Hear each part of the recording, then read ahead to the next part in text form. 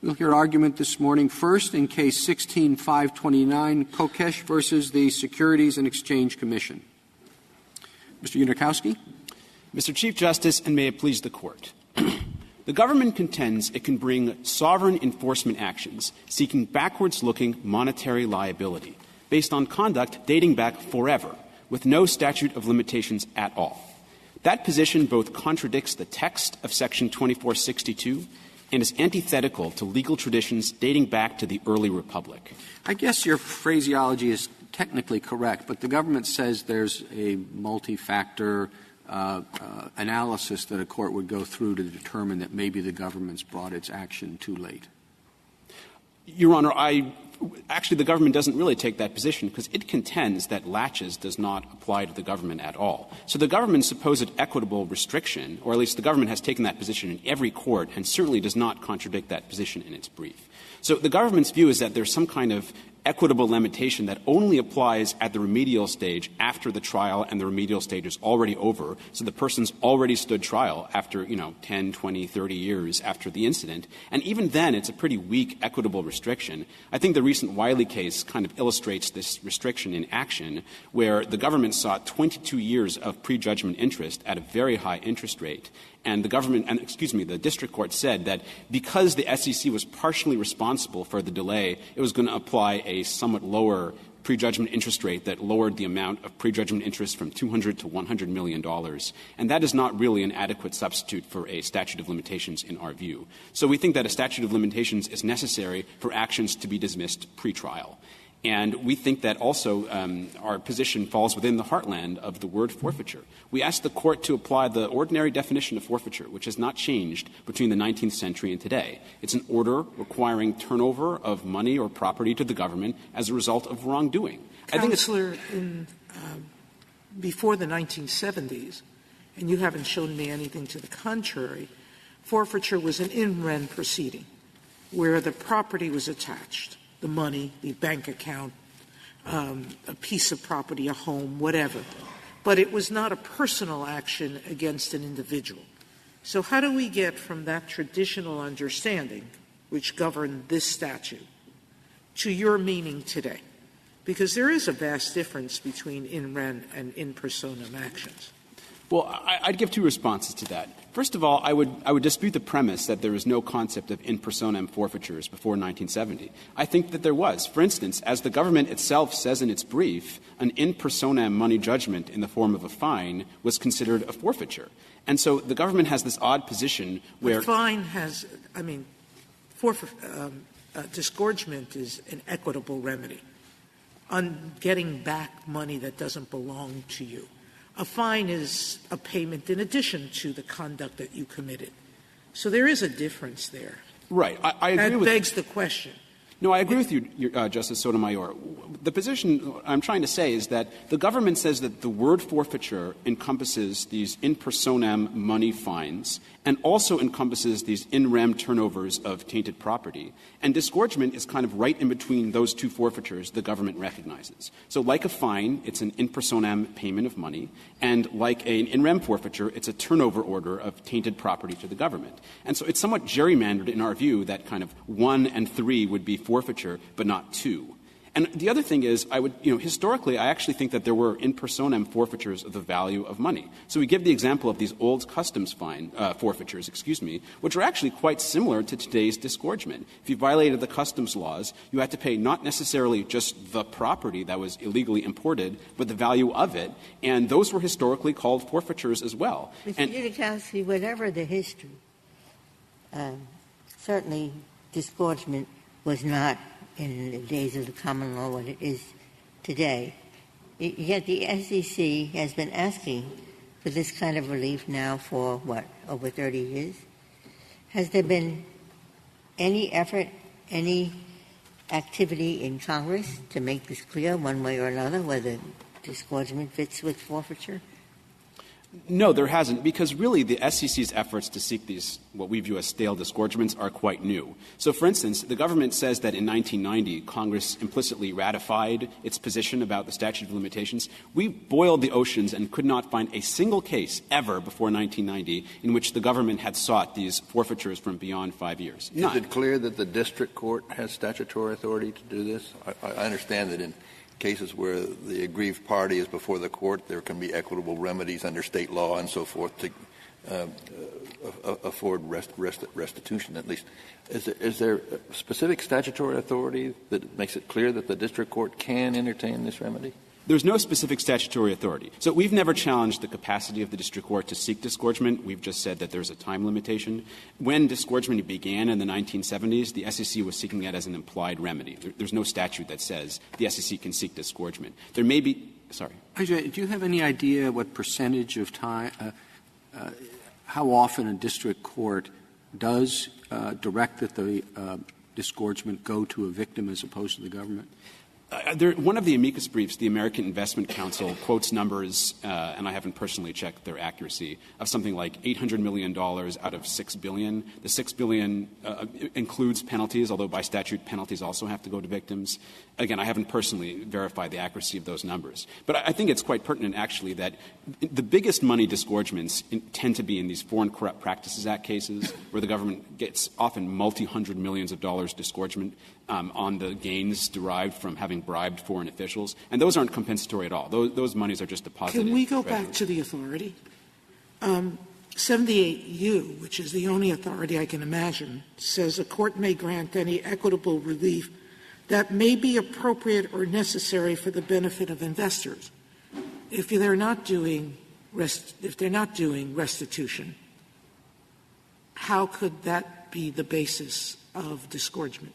So that statute was enacted 30 years after the SEC already started seeking disgorgement. So the SEC, I don't think, views that as the fountain of its judicial authority to do it, given that it had been doing it for so long before that. I think some of the — Well, I'll let your adversary tell me what the source of their power is, but it is unusual. We do argue at some length in our brief that it doesn't genuinely count as an equitable form of relief, and it's notable that the government really doesn't. Would you tell me why you think this is punitive? Sure. What are your best arguments? I read your brief, but the government responded to some of them in somewhat persuasive ways. So what do you think remains that's your strongest argument as to why it's punitive and not restorative? Well, Your Honor, first of all, I think the legal standard is that if it has components of both a penal and remedial remedy, it's considered penal. So the question is whether it has some penal component. I think that the answer is yes, because when one defines the purpose of the disgorgement remedy, it's to ensure that someone doesn't benefit from wrongdoing. But when you say that, you are talking about wrongdoing. In other words, the purpose of the remedy is to impose unpleasant legal consequences of wrongdoing. But that's every restitution is that way, and you don't think of restitution as punitive. I agree, Your Honor, but I think in restitution you can define a purpose independent of the person's wrongdoing, which is to say that there's a victim and we want to compensate that victim. So you can define a purpose of that remedy that's independent of redressing the wrongdoing of the individual. It's a question I'm going to ask your adversary, but what do you see as the difference besides the statute of limitations? What's the difference between restitution and disgorgement? Well, I think that restitution historically was a judgment requiring money to go to the victim. So, for instance, there's this old case called Porter, which we talk about, in which the district court actually orders a landlord who charged illegally high rents to pay money to the tenants. That was the judgment. It wasn't like disgorgement, which is this non-compensatory remedy that goes straight to the government, and the government has the discretion to put it in the treasury or not, however it chooses. Restitution was a remedy in which the victim gives — the wrongdoer gives money to the victim. So if we had that, if we had this working only when the money goes to the victim, government doesn't get it, would your statute of limitations argument fail if this is just a remedy for victims? I would probably be making a different argument in that case. I'd be arguing that the private statute of limitations applies. There's some old cases from the 19th century that hold that if the government is just bringing an action standing in the shoes of a private plaintiff, then private statutes of limitations are applicable. And actually in the Ninth Circuit — What is the private statute of limitations? I think it would be the 2 years and then 5-year statute of repose, but I'm not certain of that. But I think that's probably what it would be. But it's interesting to note that several years ago in the 90s, a litigant made that argument, and it's this case called Rhine from the Ninth Circuit, and the SEC successfully persuaded the Ninth Circuit that really disgorgement was not a compensatory remedy. It wasn't about compensation. What's the name of that case? Rhine, it's from the Ninth Circuit. We cite it in the reply brief. And so the government is trying to sort of have it both ways. When people are arguing that it's compensatory, the Commission says it isn't. When people are arguing that it isn't, which we argue here, which is consistent with many briefs the SEC has cited from the has filed in lower courts, the SEC is saying that it is. It's sort of defining disgorgement in this twilight zone of sometimes compensatory, sometimes not, and trying to avoid statutes of limitations applicable to both types of remedies. Well, this case puts us in a rather strange position because we have to decide whether this is a penalty or a forfeiture. But in order to decide whether this thing is a penalty or a forfeiture, we need to understand what this thing is. And in order to understand what it is, it would certainly be helpful and maybe essential to know what the authority for it is. So how do we get out of that situation? How do we decide whether it is a penalty or a forfeiture without fully understanding what this form of this remedy or this whatever it is, where it comes from and its exact nature? I think that I agree the Court has to decide that question. I mean, what we advocate is just look at disgorgement as it's actually being applied in the real world in the lower courts. And so, for instance, we give a bunch of examples where the Commission is seeking disgorgements going beyond restoring the person to the status quo ante. So the SEC's position is that you've got to disgorge money that went to everyone, not just you. So in tipper or tippee situations, in insider trading cases, the tipper has to disgorge all the money that went to the tippee. And so I mean, I don't think the Court — Well, I don't know why that proves anything. If I commit a crime and take my proceeds and give half of it to Justice Breyer, I don't know what I was buying, but I bought something. I got the benefit just because I was able to direct it. So I don't know that that moves me. Well, the example I gave is beyond cases where you just direct the money. It's just a tipper who gives information to a tippee and never has control over any of the money at all, and the tippee trades on it and gets some money. The tipper has to disgorge money which he never even controlled. And so to answer Justice Alito's question, I think that it's true that there's some dispute about what disgorgement is, where it comes from. We argue it's not genuinely equitable, and the government doesn't really defend its equitable nature. I think the Court should take this disgorgement as it finds it right now in the lower courts. Well, why don't we take it as we find it in this particular case? So is there any difficulty in identifying the victims in this particular case and ensuring that the money that was misappropriated from them by your client goes to them and not into the government's coffers? So I believe on the facts of this case, the disgorgement is a penalty as well as a forfeiture. And the reason why is that it's true that I actually don't know if the victims are readily identifiable, but whether they are or not, we don't think it really matters ultimately, because this remedy is a remedy that ultimately goes to the government in the first instance, which can direct it however it wants to. It's not a judgment in favor of the victims at all. And so but again, we don't know. Well, how do we know that the government has the authority to direct it wherever it wants? That's the authority the government's been asserting for several decades, that the lower courts have been asserting. I thought the government's position was that they must give it to the victim if feasible. It may not be possible to find the victims. They may be dead. But I thought the government's position was, no, this is not just simply our discretion on whom we will shed our grace, but if it's feasible, it goes to the victim. That is absolutely not the government's position. The government's position consistently in numerous lower court briefs is that it has the discretion to decide, or the district court has the discretion to decide. There's no legal requirement that this money be distributed. The government has taken the position, for instance, that because disgorgement is not compensatory, victims don't even have standing to challenge how the disgorgement is distributed. And it's also taken the position that there is no legal requirement at all, as opposed to a discretionary rule, to distribute the money. Yes. Well, we'll ask the government what the position is, whether it's totally in their discretion, whether they want to give this to victims or keep it all in the Treasury? I should add, there are certain fair fund rules that require, it's not applicable necessarily to this case, but there are certain rules that direct that money be put in funds that ultimately can go to victims. We think this is all immaterial because, first of all, the money in the first instance goes to the government, just like civil penalties also in the first instance go to the government, and there's still penalties. And second of all, I just urge the Court to read the government's many, many lower court briefs where it takes the position over and over again for litigation benefit that disgorgement is not a primarily compensatory remedy. The case is presented to us as if disgorgement is this category we must adopt.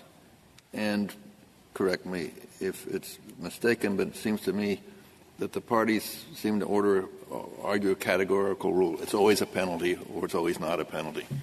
It seems to me that maybe we can give guidance as to when it is a penalty. And if am I correct that that's the way the case is presented to us? It's all or nothing? Yeah. So I think that as a matter of both doctrine and practicality, it should be all or nothing. First of all, doctrinally, I think that the Court should look at the definition of disgorgement rather than how it applies in a particular case. And there are also practical problems. But it's not a statutory term. Well, that is true. But I think that there are problems in a particular case looking how monies are directed. But I just want to step back and say that our position is, even just looking at the facts of this case, this disgorgement is both a forfeiture and a penalty. Because? It's a forfeiture because it's an order requiring petitioner to turn over his money as a result of wrongdoing. I think it's very natural to say petitioner was required to forfeit $34.9 million to the government because he did something wrong as found by a jury. In fact, forfeiture of proceeds of illegal activity those statutes, such as 21 U.S.C. 853A1, are essentially identical to disgorgement. The government's brief identifies no differences, no material differences between those forfeiture of proceeds statutes and disgorgement. And when Congress enacted those statutes, it called them forfeiture. Now, it's true those statutes are pretty new, but the reason Congress uses the word forfeiture is that it falls within the definition of a forfeiture. So we give the example of injunction. So school desegregation or prison decrowding orders, those are injunctions. They're new injunctions. They didn't exist in 1830, but they're still injunctions. And in the same way, these forfeitures of proceeds, which are identical in every way to disgorgement, as far as we can tell, were called forfeitures. So even just focusing on the facts of my client's case, ignoring all those other cases from the Second Circuit, the remedy against petitioner was essentially identical to the forfeiture of proceeds statutes that had been enacted, and so it's a forfeiture as well. And it's also quite similar to the old statutes involving forfeitures of the proceeds of customs offenses. So I'm very happy on the facts of this particular case to defend our position that this is a forfeiture. And as well as a penalty, I would say, in response to Justice Sotomayor's question, I have to say that the penal versus remedial dispute, there's a certain angels on the head of a pin quality of whether something is really penal or not. I think the best way to answer this question is to look at historically what was the reason and the purpose of that taxonomy.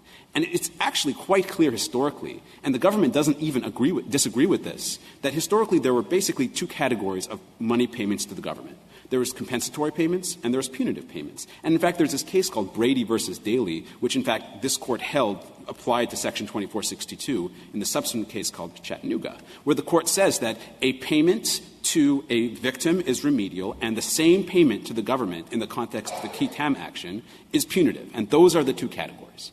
And so we think that that is what Congress had in mind when it enacted 2462. It knew of two categories, compensatory and penal. Compensatory remedies go to victims or are intended to compensate the government for its own harm, and penal remedies are not intended to compensate. But that might suggest something along the lines of what Justice Ginsburg suggested, that if the government in fact puts this money into the hands of victims, then it is compensatory, whereas if the government keeps it, it's not, and that the rule should follow depending on which is true. So I think that the government takes this money in the first instance, and I don't think that the way the government happens to distribute the money should affect the statute of limitations. And again, I would point the Court to the many briefs the government has filed for the last 20 years emphasizing that this isn't compensatory. It gets more complicated than that because the money goes to the court, according to the government, and it's the court that decides how the money will be paid out.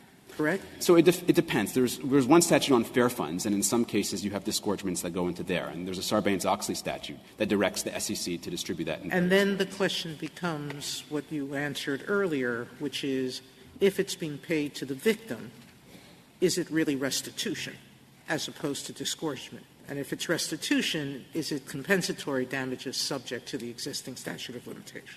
Right. So if this was genuine restitution, in other words, if the district court entered a judgment and the judgment was the government is standing in the shoes of a private plaintiff and there's a judgment in favor of some class of victims, then it's possible that a different set of statute of limitations would come into play. And that's a statute of limitations for private plaintiffs. We cite an old case called BB in our reply brief, in which the court holds that in that case, those statutes of limitations are imported as against the government. But because the government has been arguing for decades that that's the wrong rule, both in the context of the statute of limitations and many other contexts, like, for instance, in the question of whether disgorgement is equitable, we quote a brief that the Commission filed in the Eighth Circuit where it says the reason that disgorgement is equitable is that it's not restitution. It's not compensatory. The government says that criminal restitution judgments are completely irrelevant to the calculation of disgorgement because it's not compensatory. As I mentioned, the government's position is that victims don't even have standing to challenge the way these funds are distributed because disgorgement is not compensatory. So I think that the SEC should be taken at its word and taken the positions they've been taking for decades.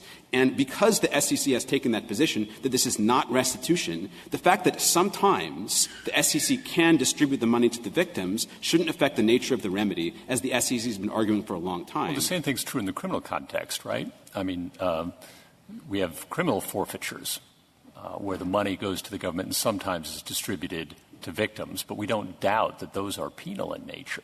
I agree, Justice Gorsuch. And in fact, in the case the Court recently heard on Section 853A1, the government emphasized in its brief that in many cases forfeitures can go to victims of crime, but still that is still a traditional punishment. And in fact, penalties, Sarbanes-Oxley has a statute that says, Sarbanes-Oxley has a provision that says that even civil penalties in many cases must go to victims. But that doesn't mean it's not a penalty because it's not a restitutionary judgment for the victim. It's money that goes to a government official who can distribute it to victims, but it's still ultimately a payment to the government. So does everything turn on whether the government labels a particular disgorgement civil versus criminal? No, Your Honor. We think that we agree that both, clearly Section 2462 applies to, in fact, it only applies to civil remedies. The word civil is right there in the statute. So that is a statute of limitations applicable to civil remedies. And we think that this is a civil forfeiture or penalty because it's ultimately, in the first instance, a payment to the government. And because the government has successfully opposed the argument that disgorgement is a form of restitution, I think it should be taken at its word. And this is a payment to the government, and so the restrictions against payments to the government apply. Could Congress pass a statute giving the SEC the authority to bring these actions for however long a period Congress chooses? Yes. So Section 2462 has language that says something to the effect of unless otherwise specified by Congress. And we're not making a constitutional argument. Congress can enact unlimited statutes of limitations. We just don't think it did that. And we also think that just looking at the historical perspective, as well as related statutes, it would be very surprising if this didn't have a statute of limitations. What's so odd about the government's position is that really everything else in this area has a statute of limitations. So just to give a few examples, 853A1, which is forfeiture of the proceeds of crime, very similar to this, has a statute of limitations, as does the civil actions for forfeitures of proceeds. Compensatory actions by the government also have statutes of limitations. So if the government sues someone for conversion to get money back, there is a statute of limitations for that. Private causes of action under the securities laws also have statutes of limitations. And all of those actions in some way could be characterized as trying to get money back that was taken away. So essentially what the government is saying is there's this implied remedy that's kind of right in between everything. And therefore, there's no statute of limitations at all because it kind of fits somewhere and is slightly different from everything. And that's just not a particularly plausible position in our view. I mean, there's been a lot of questions from the bench today about whether this is like restitution. We've said it isn't, but I think a more salient point is that restitution is also subject to statute of limitations. So the government's position that by sort of wedging disgorgement in between all these other things, it could bring actions unlimited in time, we view as quite an implausible position. I'd just like to say one more word about some of the government's inconsistencies in its positions, because the government really has taken the position in its brief that disgorgement is a penalty for some reasons and not others. So, for instance, take taxes. The government's position is that if petitioner wants to deduct this award from his taxes, he can't do that. And the reason why, per the government, is that disgorgement is a penalty. That's what they say. And, the IRS has taken this position, and I thought the government might just say in its brief, we're the SG's office, we're not going to agree with the IRS, we can state the position of the government. And they could have done that, but they actually don't do that. The the government stands by that position, that it is a penalty for purposes of this statute, but it is not a penalty on his taxes.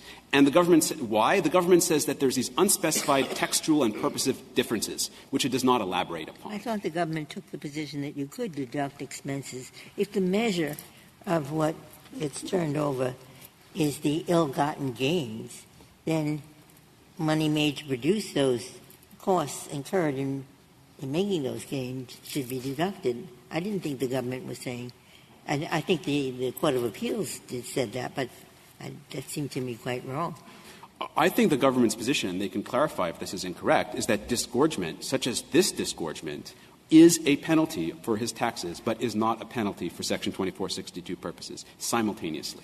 And it's also true for bankruptcy law. The question is whether the words fine, penalty, and forfeiture are in the federal bankruptcy statute, and the government's position really is that disgorgement is not dischargeable because it is a fine, penalty, or forfeiture, but it is not a fine, penalty, or forfeiture for purposes of the limitation period. And it's true that there's a separate provision for securities disgorgements in the bankruptcy laws, but that doesn't apply to disgorgements under other statutes, such as the statute in which the government previously took the position in this court that disgorgement was a fine, penalty, or forfeiture.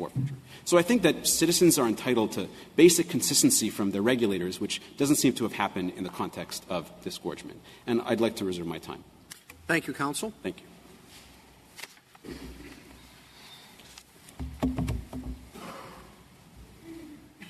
Ms. Goldenberg.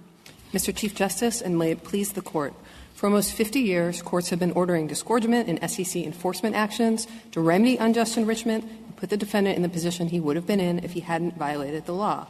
Courts sometimes send that money to the Treasury, but when feasible, at the direction of the court, it's distributed to the injured victims, either by the court itself, by a trustee, by a receiver. In those 50 years, has the SEC or has the Justice Department ever set down in writing what the guidelines are for how the SEC is going to use disgorgement and what's going to happen to the monies collected? I'm not aware that it has. It's the SEC's policy it's been stated in various court decisions to ask the court to distribute the money wherever that is feasible. And in some circumstances, we've given an example of this in our brief, the SEC has said, well, we don't think it's feasible, and the court has said, well, we think it is feasible. This money is going to be distributed. So it's ultimately in the control of the court. I must say I find it unusual that the SEC has not given some guidance to its enforcement department or that the Department of Justice hasn't become involved in some way, that everything's just sort of up to the particular person at the SEC who decides to bring such a case? Well, as I say, I think it's not up to the particular person at the SEC. The SEC may seek disgorgement and may make a recommendation to the court about what should happen to the amounts, but I think it's ultimately up to the court. The court is exercising equitable discretion and deciding whether disgorgement should be ordered in the first place, and if so, how much, and if disgorgement is ordered, what should happen to that money and where it should go. So I think can you give us any indication? Can you give us any indication of in what percentage of the cases the funds go to the victims? I can, Your Honor. This information isn't in the record, and it also is not completely derivable from SEC public reports. But I can tell you that the SEC has calculated, looking back at the years 2013 to 2016, that money collected on judgments entered during those years was dispersed to the Treasury 43% of the time. From 2013 to 2015, it was 33% of the time. So it is very often going to be the case that this money is going to get out to victims. My friend referred to an amicus brief that talks about an SEC public report that talks about collection amounts and disbursement amounts, and that report just is comparing apples and oranges because it's talking about amounts that are collected as to judgments in certain years and then amounts that are dispersed in a particular year. So that report is not a good source of information about this. One reason we have this problem is that the SEC devised this remedy or relied on this remedy without any support from Congress. If Congress had provided, here's a disgorgement remedy, you would expect them, as they typically do, to say, here's a statute of limitations that goes with it, and including, as your friend says, usually a statute of limitations and an accompanying statute of repose. Now, it was a concern, Chief Justice Marshall said it was utterly repugnant to the genius of our laws to have a penalty remedy without limit.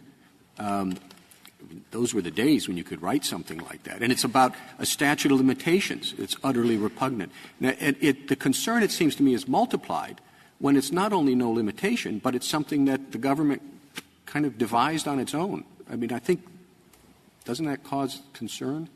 No, I think I disagree with some of the premises of that. That principle that Your Honor articulated is a principle that relates to penalties, which are punishments. And for the reasons we've given — Well, that's a little circular. Well, for the reasons we've given, disgorgement isn't a penalty. It remedies unjust enrichment and just takes the person back to where they would have been. And I also, I guess, would disagree with the premise that Congress hasn't thought about this issue or hasn't addressed it. It's true that the securities statutes don't have a specific authorization that says courts may order disgorgement. They give injunctive power and they give power for equitable relief, and that's the power that courts have relied on, consistent with this Court's decisions like Porter and Mitchell in ordering disgorgement. But subsequent to the enactment of those provisions, Congress has enacted many provisions that talk about disgorgement, that express approval of disgorgement, that show that Congress understands that disgorgement is something that courts order and that Congress approves of that. They're sort of backing and filling. I mean, this remedy is out there, and yes, they're saying this. But it does seem to me that we have a special obligation to be concerned about how far back the government can go when it's something that Congress did not address because it did not specify the remedy. Well, again, I think the remedy is the equitable remedy that Congress did specify when it gave that authorization to courts. But here is where I think the narrow construction principle comes into play. It's not the case that, as my friend suggests, that you should sort of take a gestalt look at the world and say, well, it seems like Congress meant to have covered a bunch of things with different statutes of limitations, and so we should assume that Congress meant to cover this also. Under the narrow construction principle, you need to look at each category that Congress has enacted a statute of limitations for. I'm sorry. My question, what's worrying me, that I'd like to know your answer to, which you have. Look, a city, to use a slightly far-fetched example, imposes a tax on houses and boats. Someone comes along and says, I have a houseboat. Not a house. Houses don't go on water. Not a boat. Look at the French windows. Look at the Venetian blinds. No tax. Now, I think that would last about 5 minutes, that argument. All right, so I would like to know from you a list of the categories, characteristics, significant characteristics of disgorgement, which are shared neither by fines nor by forfeitures. In what respect is disgorgement like neither of those? Both fines, and forfeitures, in our view, are, as used in this statute, so looking at what Congress would have intended when it enacted it in 1839, are punishments. And disgorgement is not a punishment because it doesn't take away anything that anyone was rightfully entitled to in the first place. It just remedies unjust enrichment, and it takes the defendant back into the position the defendant would have been in if the defendant hadn't engaged in the securities law violation in the first instance. And those are the two. And, well, those are the things I think that distinguish it. Those are the things that distinguish it. Now, yes, let's look at those. Punishment. It takes away from somebody something he would not be rightfully entitled to. So a person who is walking along the street and commits a crime and is thrown into jail is not deprived of his liberty. I mean, I would think his liberty is something he is normally rightfully entitled to.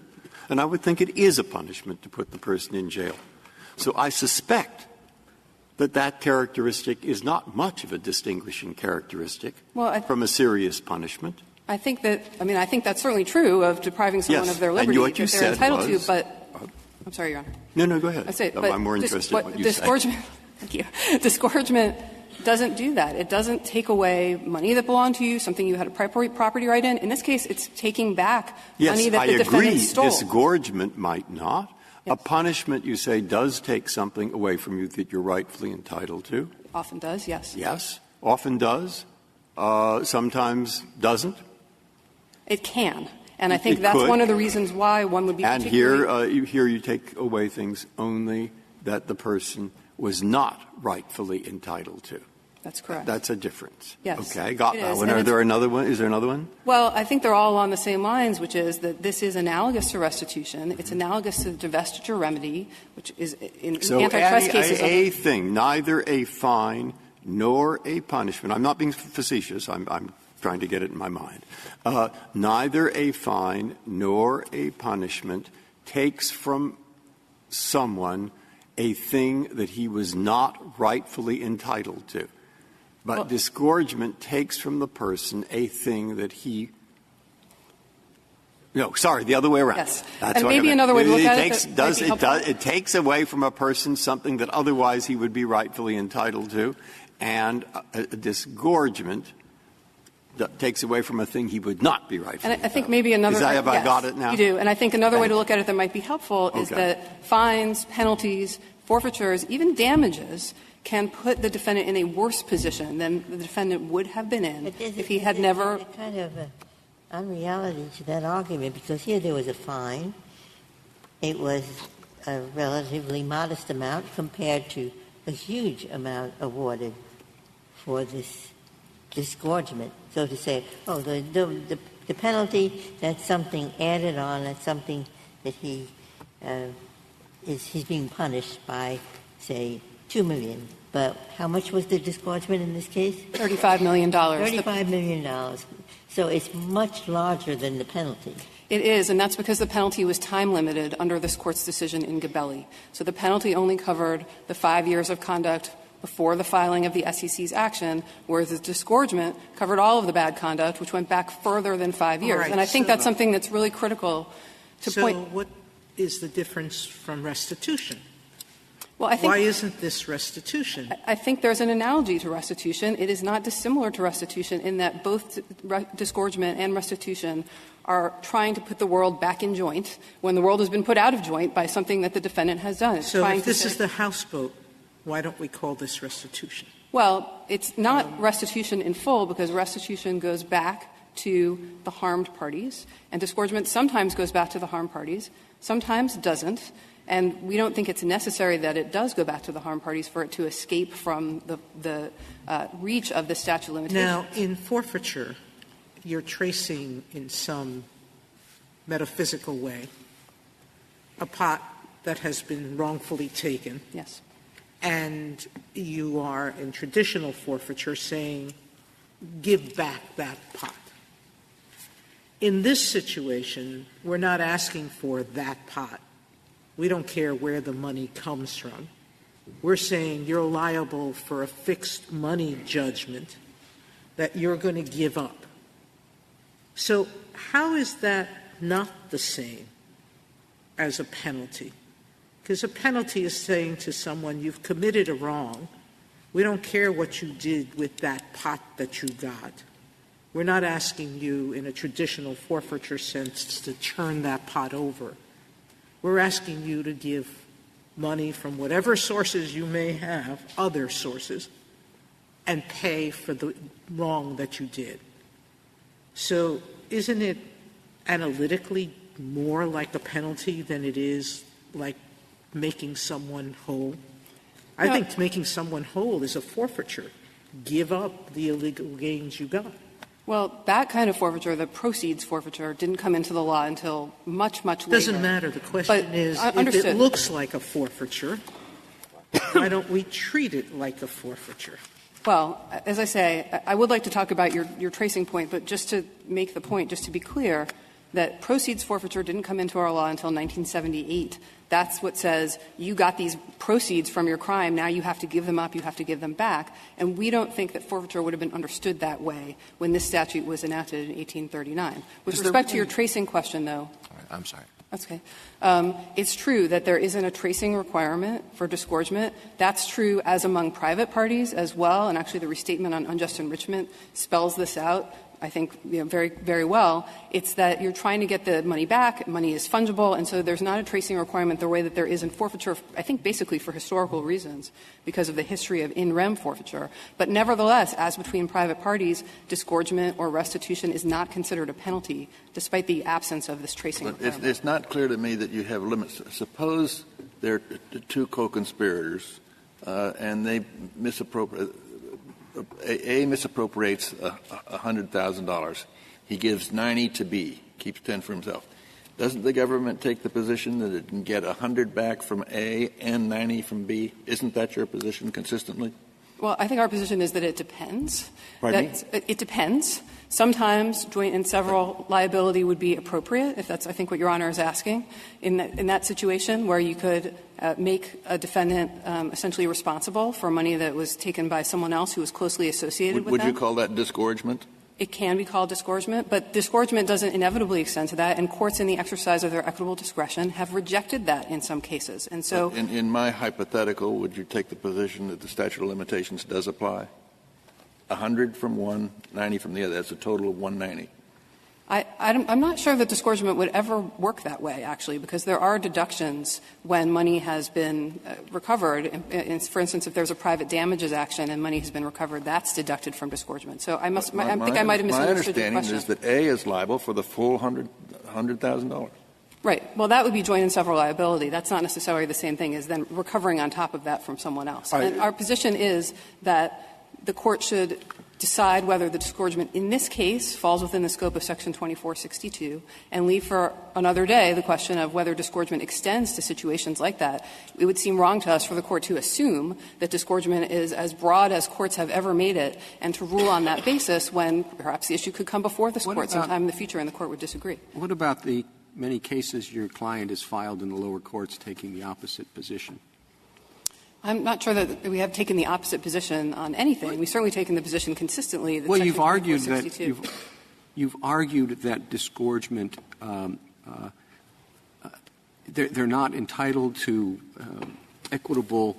Remember if it's tolling or not, because disgorgement is punitive. They're not entitled to deductions. The briefs that are cited in your friend's reply. You're talking about the tax and the bankruptcy situations? Those involve different statutes. We have not taken inconsistent positions on 2462. Well, you haven't taken different positions under the same statute, but we're talking about disgorgement in each case. I gather your position would be if disgorgement was required under the securities law, that's remedial, right? And therefore is not subject to the statute of limitations. But if that same defendant tried to deduct that remedial relief, you would say you can't do that because it's punitive. So the same payment is characterized by your client as remedial in one context and punitive in another. No, Your Honor.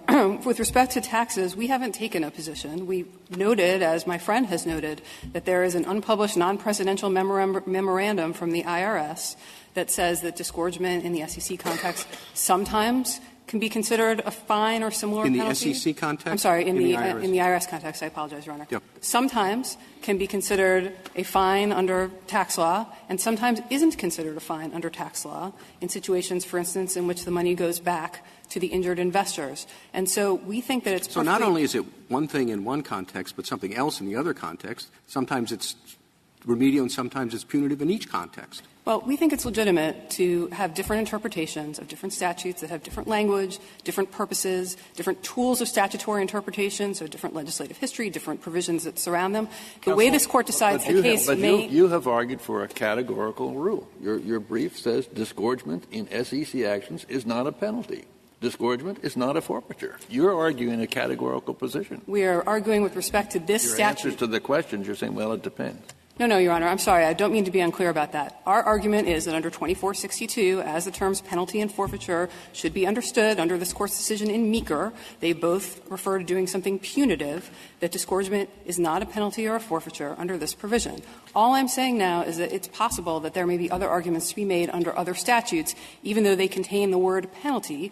The way this Court decides the case may affect that, and the government may adjust its positions accordingly. What is your answer to the deduction? Your friend said that the government takes the position that you have to turn over everything that you got and you can't have any deduction for what it costs you to produce that.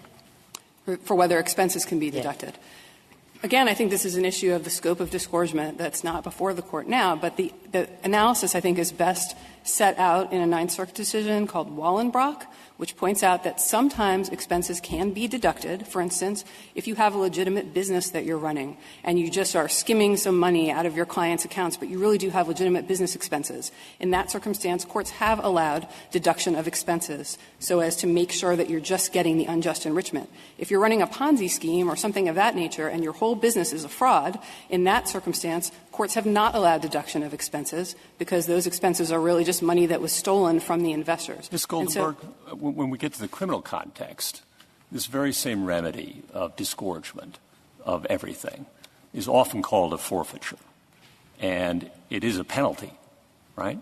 So why does it make a difference that we just happen to be in the civil context? Well, there are forfeitures and there is restitution in the criminal context. That's certainly true. The very same remedy. Well, I don't think it's exactly the same. In circumstances in which, for instance, the government forfeits things in the criminal context and eventually sends money back to the victims, that's in the government's discretion rather than in the control of the court. Right. But what I think makes a difference. So why does the form, whether this is civil versus criminal, make all the difference? Well, this Court's decision. And how do we ever know? I mean, goodness gracious, the difference between civil and criminal has vexed this Court for many years. Well, this Court's decision in Kelly, I think, points out that the criminal context really is somewhat different, and this Court's decision in Pasquantino, I think, suggests that the same thing is true. In the federal context, the decision in Kelly was about state let's be more criminal specific about the question that Justice Gorsuch is asking. You said the difference was that we are taking with disgorgement property, money, or the equivalent that he, the defendant, did not rightly have. Perhaps he stole it. Okay? Now we have a criminal case. Judge, you stole the Hope Diamond. I cannot take that value, which you've gotten rid of the diamond, but you have several million. I can't take that and give it to the victims. I don't even know where they are. So I am going to impose a penalty, a fine, and the fine will equal the value of the Hope Diamond. Is that a fine? Well, I think. He said it was a fine. Yes, that would be. That would be a fine. You could and do something. I think that's the question that's being asked. If it is a fine, when the judge sentences, your distinction, the main one, between disgorgement and fine or forfeiture, what happens to it? Well, just to be clear, I think what you're talking about now is proceeds forfeiture. That would be the equivalent of what Your Honor described in the criminal law. And I think in the criminal context, it really is different, and this Court's decision in Kelly explains that. The whole purpose of a criminal proceeding is to punish. Forfeiture is imposed as part of the criminal sentence in a criminal proceeding, as part of the punishment. Sometimes the money goes to the victim, and sometimes it doesn't, just like here. Well, as I say, that's in the government's discretion, and that is not like here. Here it's in the court's discretion. Well, here we don't know because there's no statute governing it. We're just making it up. Well, I wouldn't say that, Your Honor. There are almost 50 years of precedence on how this should work, and I think the way that it works is clear. It's true that this Court doesn't have precedent about disgorgement in the SEC context, but as I pointed out earlier, the Court does have precedent in other contexts. Are there any time limits, and if so, where do they come from?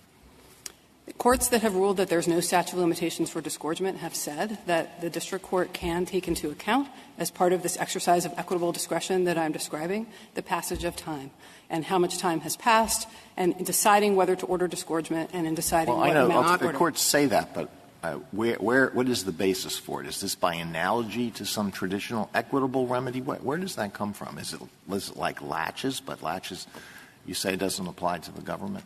That's true. Laches doesn't apply to the government. I think it is just the fact that in exercising this kind of equitable discretion under the authority given in the statute, the Court can consider all kinds of facts and circumstances, and the Court is assessing things like, is causation adequately established? Is the amount adequately established? The cases say over and over again that what the Court is trying to do is to get at unjust enrichment and not to go beyond that, because that would be a penalty. But that's so if only the Court decides that's only with respect to the amount of the remedy, not with respect to liability. So 20 years from the time that the fraud or whatever is committed, the government can bring an action for disgorgement against the wrongdoer, and that action would proceed, despite this equitable limitation you're talking about.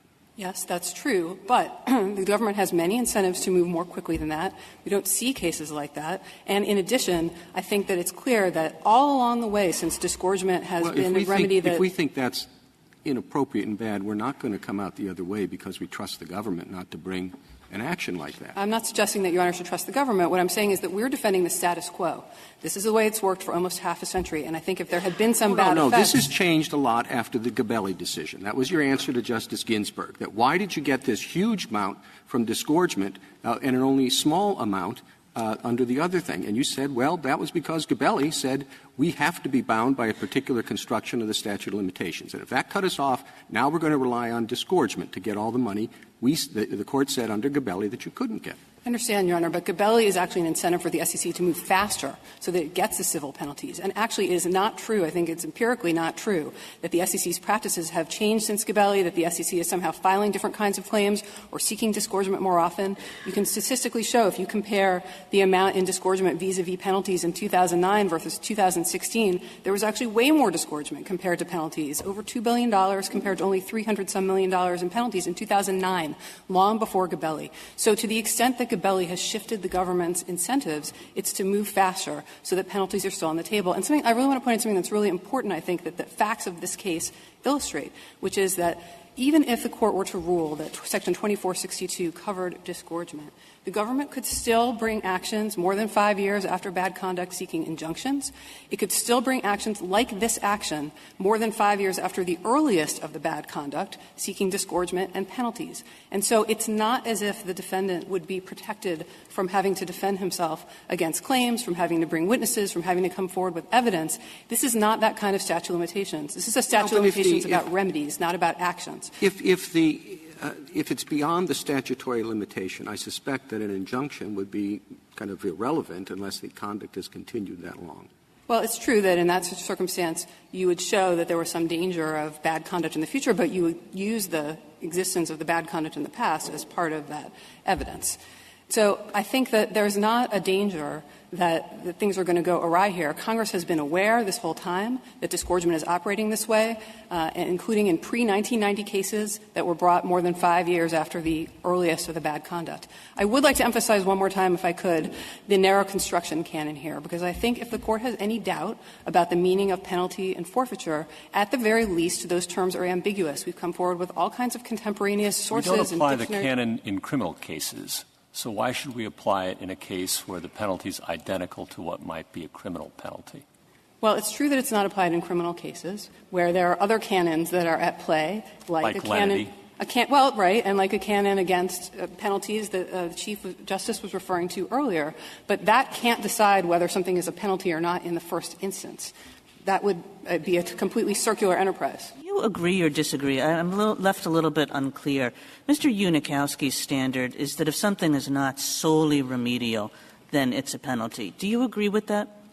I don't disagree that if something has a punitive aspect, then it can be a punishment. What I do disagree with any punitive aspect. So if something is not solely remedial, it is a penalty. I disagree with the principle that just because something has some deterrent effect or deterrent purpose, that makes it a punishment. And that's a proposition that this Court has rejected a number of times in its decision in Hudson, in its decision in Smith v. Doe, which is an ex post facto case, and it has overruled a decision that some of the decisions that Petitioner cites relied on. So the mere fact that something is deterrent isn't enough to make it punitive. Damages are deterrent, injunctions are deterrent, lots and lots of things are deterrent. Because I look at this and it seems to be a commonsensical kind of way of looking at the way this remedy works, the way the SEC has used it, is that it's trying to do a lot of things. It's trying to compensate, it's trying to deter, it's trying to some extent to punish misconduct that it sees, and that it's a little bit artificial to try to tear them apart. And then if you accept Mr. Unikowski's standard,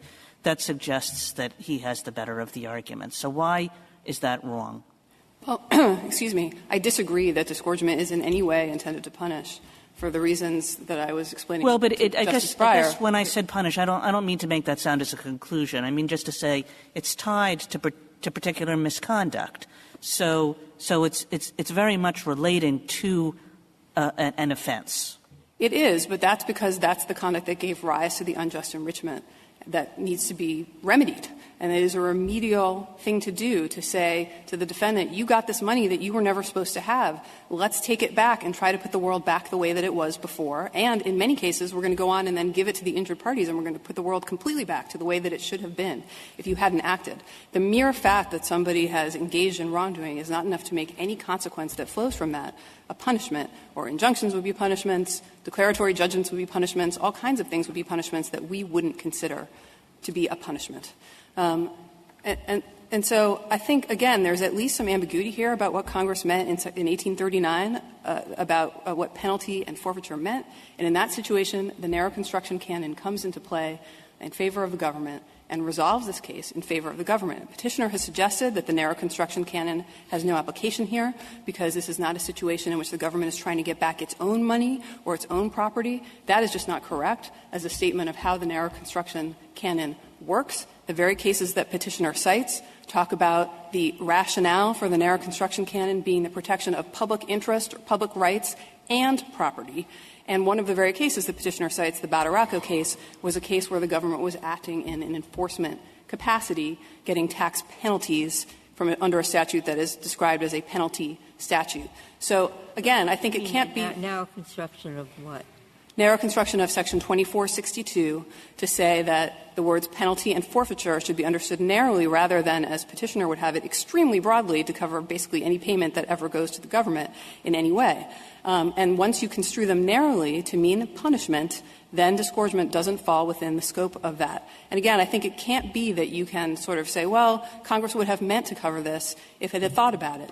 The canon, just as the canons that would have to do with the waivers of government sovereign immunity and the like, says you have to look specifically at each of the categories that Congress set up and see whether the remedy that you're talking about falls within the scope of that. And here, that's certainly not the case. We know that Congress has been active in this area, that Congress has passed a lot of statutes that approve of disgorgement, that Congress has passed a lot of statutes of limitations, including some that apply to the SEC during the period in which disgorgement has been ordered, and that Congress has never taken action to cover disgorgement under a statute of limitations. And Section 2462 is in our view. Just out of curiosity, when — I'm sorry. No, please. When the SEC uses this, is it usually going after continuing misconduct, or does it sometimes really reach back into the past for completed conduct? It's usually relating to continuing misconduct. There aren't very many cases where the SEC has ever reached back more than 5 years before the filing of the complaint. But in the ones that exist, again, not a huge number, they are generally cases that are brought within 5 years of some of the misconduct, as was true in this case. Thank you, counsel. Mr. Unikowski, 5 minutes. Thank you, Mr. Chief Justice. I'd just like to make a couple of quick points. First of all, the government counsel characterized our position as saying that we're relying on some general gestalt about the implicit intent of Congress. And I want to be emphatic, that is not the position we're raising. We are relying on the text of the statute. We think this is a forfeiture and is a penalty under the dictionary definitions of those terms. So first, the word forfeiture, we just cite the dictionary and say that it's an order to turn over money or property to the government as a result of wrongdoing, which this is. And we also point to the real-world usage of forfeitures that are almost identical to this. And by the way, I point out that the government says that this is not forfeiture because it's not punishment, but we cite lots of old sources dating back to the 19th century in which courts were emphatic that certain types of forfeitures, like these customs forfeitures, which are very similar to disgorgement, were remedial. They weren't even punitive. So we're relying on the literal text of the word forfeiture and the history, the way this court has interpreted that word. And we think that disgorgement falls within that. And it's true that disgorgement is not identical to forfeitures in 1830, but it's the same way that school desegregation injunctions are not identical to injunctions from 1830 either. But they're still injunctions because they fall under the meaning of that word. And in the same way, disgorgement is a type of forfeiture. Similarly, we rely on what the word penalty means, accompanied by this Court's decision saying that partially penal remedies are, in fact, considered penalties for various legal purposes. The word penalty means a negative consequence of wrongdoing because of that wrongdoing. In other words, you did something bad, you've got to pay money to the government because you did something bad as opposed to because you want to compensate a victim. And that characterizes disgorgement. There's a jury finding that petitioner committed securities fraud. As a result, he has to give money to the government. And it's true that the measure of that money is the amount of money he gained, this concept of tainted assets, but there's just no historical record that that's somehow not a penalty. As we mentioned, for instance, forfeiture of the proceeds of crime is punitive. The government has always said it's punitive. It's part of a criminal sentence, and yet it's essentially the same thing as disgorgement. So we're happy to rely on the text in this case. I also want to talk about the dangers of this implied remedy, because as there's some questions from the bench that disgorgement seems to be an implied remedy, there's no clear statutory authority. And the danger of that is that disgorgement seems to keep morphing in the government's briefs and positions. So, for instance, the government always claims, as I mentioned in lower courts, that the compensation is just an ancillary aspect of disgorgement. Its primary function is not compensatory, and did that to beat down a whole bunch of legal arguments, such as the argument that private compensatory statutes of limitations apply. And now in this Court, when we point out those positions, the SEC says, well, it's sometimes compensatory, sometimes isn't. But the fact that merely sometimes we're compensating people, that's enough to make it compensatory enough to fall outside of Section 2462. And by the way, the government counsel today made very clear the SEC's position that it wants a categorical rule under Section 2462. They don't want that rule under bankruptcy law or tax law because that might decrease the amount of money that goes to the Treasury. But under Section 2462, the government was emphatic that it wants a categorical rule. Disgorgement is always, 100% of the time, not a penalty or forfeiture under the statute. So even in these Foreign Corrupt Practices Act cases, where billions of dollars go into the United States Treasury and there's no prospect of compensation to victims, the government says that's disgorgement, and so that is not a penalty or forfeiture. And that will be the government's position if it prevails in this case. And so I just don't think that the government can define this remedy of sometimes compensatory, sometimes not compensatory, and avoid everything. And that's the danger of allowing the government to bring implied remedies further back in time precisely because they're implied, which is essentially the government's position. Because it's an implied remedy, Congress never enacted expressly, so there's no statute of limitations. Therefore, it has more power to bring this remedy forever and characterizing it in different ways depending on the litigation needs of the government. I'd like to make one final comment about the canon of construction, the narrow construction canon, because, again, for 200 years, we haven't found any cases in which the government has applied it in a case like this one, a non-compensatory, backwards-looking remedy to the government as sovereign. It just hasn't applied it. And there's lots of that way, and there's lots of cases in which the reverse canon of construction has been used. So we cite, for instance, the old Mayo case and the old Adams case from the early Republic, where the Court is clearly saying that there's a construction in favor of the statute of limitations, because as Chief Justice Marshall said, it would be utterly repugnant not to apply it. We quote the Maillard case involving a value customs forfeiture quite similar to this case, in which, again, the judge at the time, it was a district court, refused to apply that canon because of the Court's view that it shouldn't apply in these backwards-looking remedies. And in fact, the Gabelli case itself, I think, is quite strong for us on this, because in that case, if there was some pro-government canon, the Court wouldn't treat the government worse off than private plaintiffs. Thank you. Thank you, counsel. The case is submitted.